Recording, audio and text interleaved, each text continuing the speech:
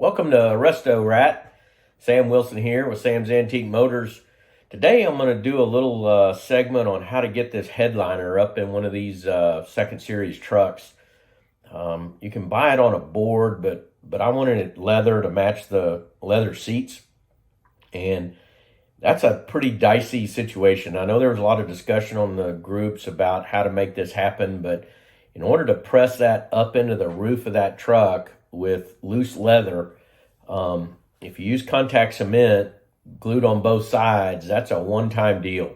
So once that goes up, there's no pulling it down to adjust or take out any wrinkles. So I built a carrier to be able to press that up with one movement and get it up in the top of the truck without any wrinkles. So I'm going to do a little video of kind of what I did in order to get that up in there, get the wrinkles, get it wrinkle free, and then put the rubber sealing strip all the way around the edge, which is a real pain in the ass. So here it is. And this is what I did with this hide. I smoothed it out. I cleaned my table off really good. I smoothed it out. I put a mild stretch on it, not a whole lot, just enough to get the wrinkles and creases smoothed out of it, taped it down, and then I put one coat, and I'm fixing to put a second coat of this adhesive glue on it. And I made a backing board out of ram board. I traced the inner section of the outline of the roof, and then I came in 1/4 of an inch all the way around, cut it a little bit smaller. This ram board is thicker than cardboard, but not quite as much as masonite. And I've already put one coat of contact cement on there. I'm fixing to put another one on there, and then we'll stick it down onto this hide.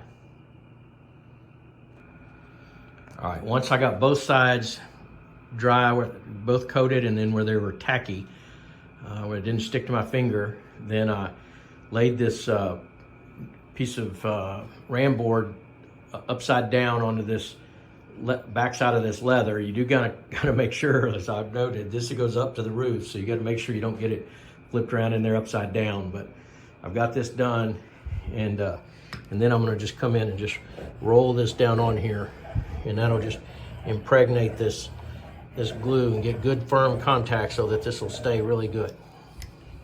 I'll do this whole board. All right, I got this all burnished down, and I let it lay here taped up overnight, and then I put the original pattern back over this. I cut the backing back about 1/4 of an inch, and then I'm going to cut the fabric just about 1/8 of an inch outside this template. That gives me good coverage, but also make sure the cardboard doesn't interfere when I push it up into the cavity at the top. All right, that turned out really nice. So it's all nice and smooth with no wrinkling, with a good backing. So I'll trim these edges and then be ready to contact cement it up into the ceiling. Now, the challenge with using this contact cement is that once this stuff is put on both sides and allowed to tack up, when you put it down, it is stuck. So I was really concerned about how I'm going to get this loose leather put up in the ceiling of this thing and get it smoothed and stretched out. So what I did is I built this carrier that I traced the contour of the roof so it's curved to match the contours of the roof. I dadoed in these deals. I screwed all this together on the ends, and then I put this clip on here so that what I can do is lay this. And I actually covered it with some more of this ram board just so that it'll lay on there nice and smooth. And then what I did is I put these clips so that I can take this piece here and hook it up in the back of that at an angle, and hook it up in the back of that deal, and then push it up. And that should push it up parallel, flat with the contour of the roof. And then I can go smooth it out. It won't be much smoothing out, but I can press it in. So if all this works, then I believe this is a good way to get this up in there smooth. Whew. This upholstery work is just tiring for an old dog. Well, I got it trimmed, and now I put it on the little carrier that I'm gonna put it up in the ceiling with, and I put just a little bit of tape on the back side to hold it down, so when I push it up to where it goes, it doesn't get prematurely hung up in that contact cement. And this is sort of a, when you double side that contact cement, it's a one-time deal. So hopefully that'll keep it in place in order to flip it up in the roof. So here I am putting this contact cement up into the ceiling of this thing. I got not a foam roller, but a nap roller. As short of a nap roller as I could, because I think this will get a little bit better disbursement over a brush. And I got the whole cab kind of taped off, just so if there's any drips, it doesn't go anywhere I don't want it to go. Kind of hard to hold the phone and do this at the same time, but you see I'm just putting this on. I'm gonna actually put this on and let this dry overnight, just to sort of seal up this surface. And then I'm gonna come back tomorrow and put one more on it right before I stick it up. So that's the plan.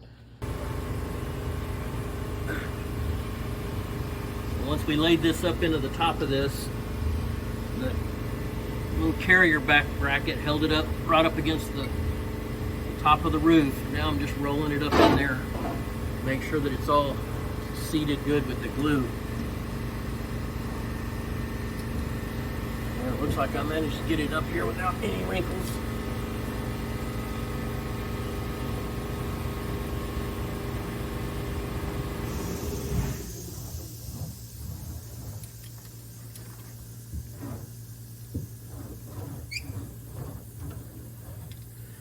These were my guide strips for my little brackets. Voila. All right, this could be some of the hardest shit to do on this truck. Just poking this gasket in. I'm even out of breath from pushing. But basically I'm spraying some silicone spray on it. Sorry, I got the bottle turned backwards. And just working it up into that groove. I did go in when I had this truck down and made this groove as straight and even as I could to push it back up in there. So that's what we're doing now. All right, I got it in. I swear this is the whole fucking hardest thing in the whole truck.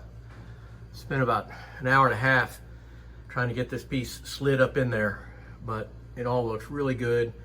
I started over there, I went all the way around, I came back, I cut it about a 1/2 inch long, and then worked it back in to make the seam tight, and it looks really good. So there you have it. I'm out of breath. Well, I hope you learned something today. If you did, consider subscribing to the channel, and don't forget to ring that bell so you get notification of future videos that will be equally as exciting as the one you just watched. Now, before you go, give me a thumbs up on the video and drop a comment in the comment box if you got any kinds of questions or just think you got to sound off on something. If you have something specific you want to know how to do, well, leave me a comment and I'll see if I can't capture some content for a future video. Hope you have a great day, and I'll see you back here for another Resto-Rat episode real soon. Download the Resto-Rat app today to begin managing, tracking, and documenting your restoration project.